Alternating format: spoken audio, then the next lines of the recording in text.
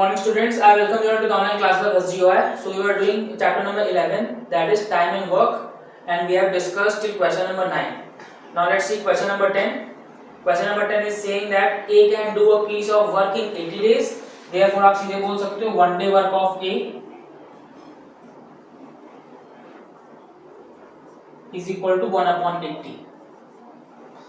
Okay. Similarly, it is saying that he works at it for 10 days and then B alone finishes the remaining work in 42 days.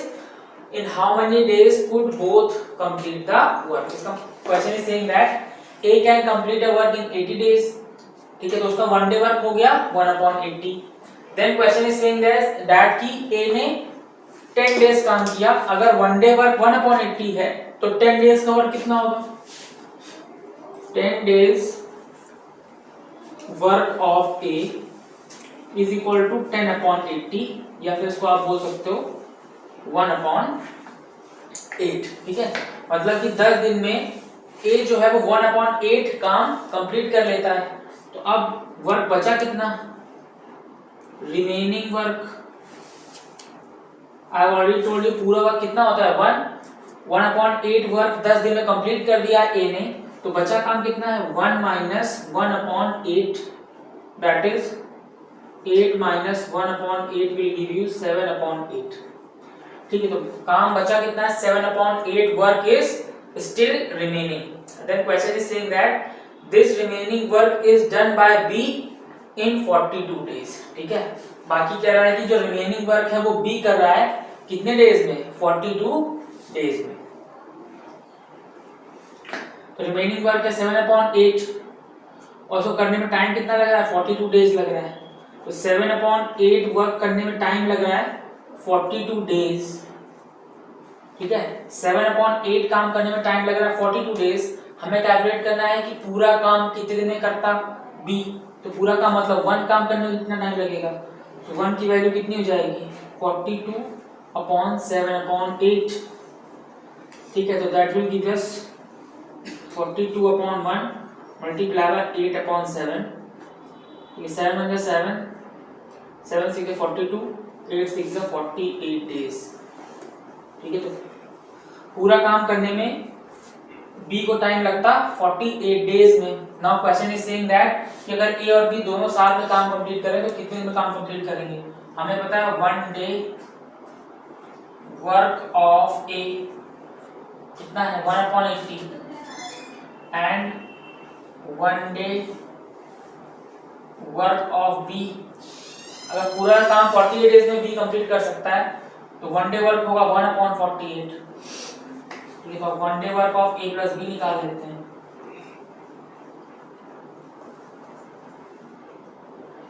That is equal to 1 upon 80 plus 1 upon 48. LCM will be 240. 8 3 24, 3 plus 5 it will give us 8 upon 240, that is 1 upon 30. तो A और B का 1 day work है 1 upon 30. तो complete work कितने में complete करेंगे? Complete work complete होगा इसका रेसिप्रोकल, मतलब कि 30 डेज में A एंड B मिलके पूरा काम कंप्लीट कर लेंगे. ठीक है, this is your question number 10. Question number 11 is exactly same as question number 10. 12 is also same as question number 10. तो आप 10 की तरह समझ के question number 11, 12 और 13 अपने आप से करेंगे. Now let's see question number 14.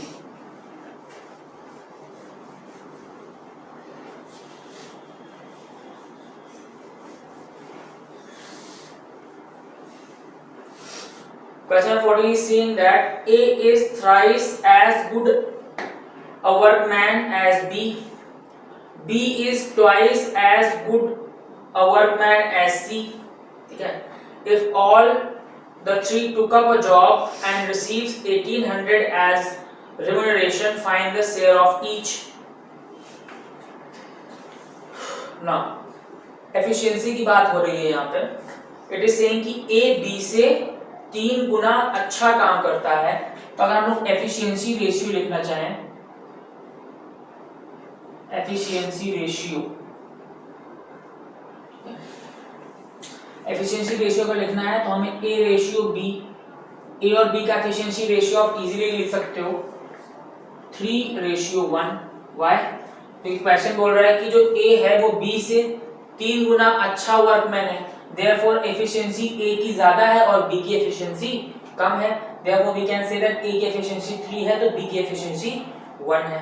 Okay, now next it is saying कि B is twice as good a workman as C. अब बोला जा रहा है जो B है वो C के कंपैरिजन में, B जो है वो C कंपैरिजन में 2 गुना अच्छा है. इसका मतलब B कितना है 2 और C कितना है 1. So from here we can say that efficiency ratio of A and B is 3:1. Efficiency ratio of B ratio C is 2:1. ठीक है, और हमें बताना है कितना पैसा अगर मिल रहा है तो तीनों का शेयर कितना होगा. तो अल्टीमेटली हमें फाइंड करना है efficiency ratio A ratio B ratio C. तीनों का efficiency ratio we have to find, और ये करना मैंने पहले रेशियो चैप्टर में आपको सिखाया हुआ है. तो this can be done as A/B is equal to 3/1 and B/C is equal to 2/1. B की वैल्यू को सेम करना पड़ेगा, तो we can multiply this with 2, इसको भी 2 से करना पड़ेगा. तो we will get 6/2 is equal to 2/1. तो यहाँ से आप क्लियरली लिख सकते हो कि A ratio B ratio C will be equal to 6:2:1, isn't it? So this will be giving us 6:2:1 जो कि है A, B और C का एफिशिएंसी रेशियो. ठीक है, और एफिशिएंसी रेशियो 6:2:1 है तो हम लोग यहाँ से शेयर निकाल सकते हैं. तो A share will be 6 upon sum of ratio is 9 multiplied by money distribution कितना करना है 1800. तो 909 9 to 18 200 मींस A का शेयर जो होगा वो 1200 रुपीस होगा. ठीक है, now B share ratio B का कितना है 2, sum of ratio 9 multiply by 1800. This will be 202 into 2 400. Therefore we can say that कि जो B का शेयर है वो ₹400 होगा. सिमिलरली C का शेयर आप कैलकुलेट कर सकते हो. C share will be ratio C का कितना है 1 upon sum of ratio 9 multiply by 1800. 9 में 9 2 जा, that means 200 rupees is the share of C. ठीक है, so this is how you have to approach this question number 14. Now let's move to question number 15. This was question number 14. Okay, now let's see question number 15.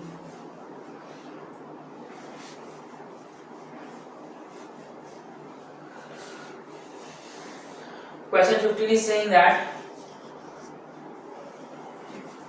A can do a certain job in 12 days. A जो है किसी काम को 12 days में कर सकता है. A can complete a job in 12 days. ठीक है, A किसी काम को 12 days में कंप्लीट कर सकता है. क्वेश्चन इज सेइंग दैट जो B है वो A से 60% ज्यादा एफिशिएंट है ना. इसका मतलब है कि जो B है वो क्विक काम करता है एज कंपेयर टू A. ठीक है, तो from here we can say that B is 60% more efficient than A. ठीक है, जो B है वो A से 60% ज्यादा एफिशिएंट है.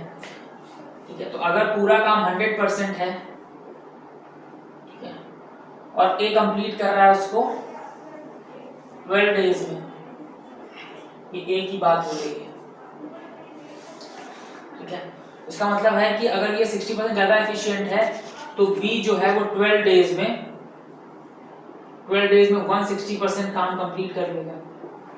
ये B की बात हो रही है. In simple language you can say that अगर टोटल वर्क 100% होता है तो A जो है वो 12 डेज में पूरा काम कंप्लीट करता है, तो B जो है वो 12 डेज में ही टोटल काम का एक्स्ट्रा कर देगा, 160% कंप्लीट कर लेगा. तो हम लोग यहाँ से रेशियो निकाल सकते हैं. रेशियो ऑफ वर्क का रेशियो आप कैलकुलेट कर सकते हो A और B का. A का 100% और B का 160%. That is 25 100 28 160. देयरफॉर A और B का जो रेशियो आ गया है दैट इज 5:8। ये किसका रेशियो है? This is work ratio. This is the work ratio of A and B, 5:8। Now question is saying that find the number of days taken by B to complete the job. तो 5 work करने में 12 days लगता है।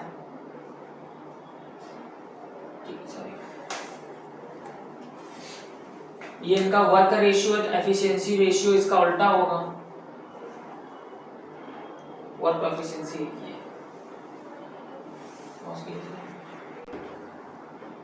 This is their work ratio या फिर ये इनका efficiency ratio भी है। आप जानते हो जो जितना ज्यादा एफिशिएंट होता है वो उतनी जल्दी काम कंप्लीट कर लेता है। तो हम लोग यहाँ पे प्रोपोर्शन का यूज कर सकते हैं कि अगर A ratio B should be equal to T2 या बोल सकते हो TB रेशियो TA। इसका मतलब क्या है?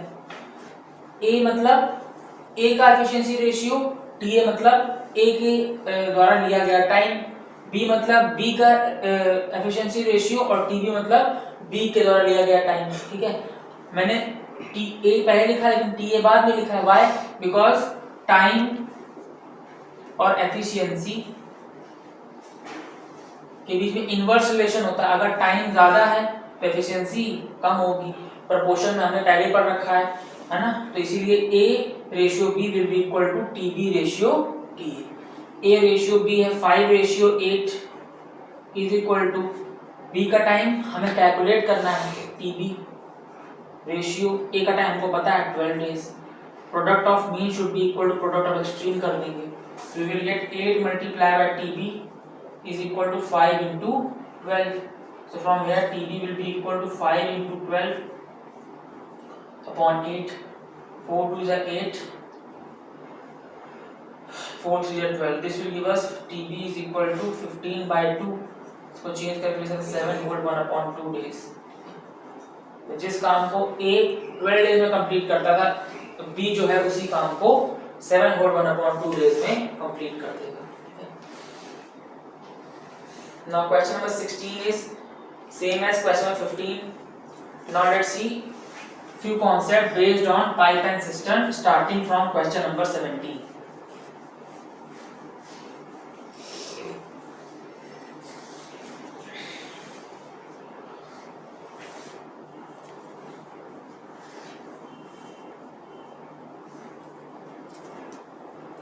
What does pipe and cistern means? This is based upon the filling of a tank and emptying of a tank. किसी tank को भरने में और उस टैंक को खाली करने में जो टाइम एंड वर्क रिलेशन होता है that is known as pipe and system. For example एक टैंक है, उस पे एक पाइप से समवन इज फिलिंग इट, ठीक है, that is known as pipe. हो सकता है कि उस टैंक में थोड़ा सा कहीं छेद हो बाहर, जिससे कि थोड़ा थोड़ा पानी बाहर भी निकल रहा हो, this is known as cistern. ठीक है, दिस इज पाइप। अगर पाइप टैंक को भरने का काम करता है, देयरफॉर इसका जो वर्क होगा वो पॉजिटिव वर्क होगा। ठीक है, pipe is used to fill the tank, therefore इसका जो वर्क है वो पॉजिटिव वर्क है। Cistern is used to empty the tank, cistern से टैंक क्या हो रहा है, एम्प्टी हो रहा है, खाली हो रहा है, इसलिए ये होगा नेगेटिव वर्क। इसलिए हमेशा पाइप एंड सिस्टर्न में आप क्या करोगे, अगर आपसे पूछा जाए कि एक पाइप और एक सिस्टर्न दोनों काम कर रहे हैं तो कितने दिन में टैंक फुल होगा, तो आप क्या करोगे, 1 day work of pipe minus 1 day work of cistern.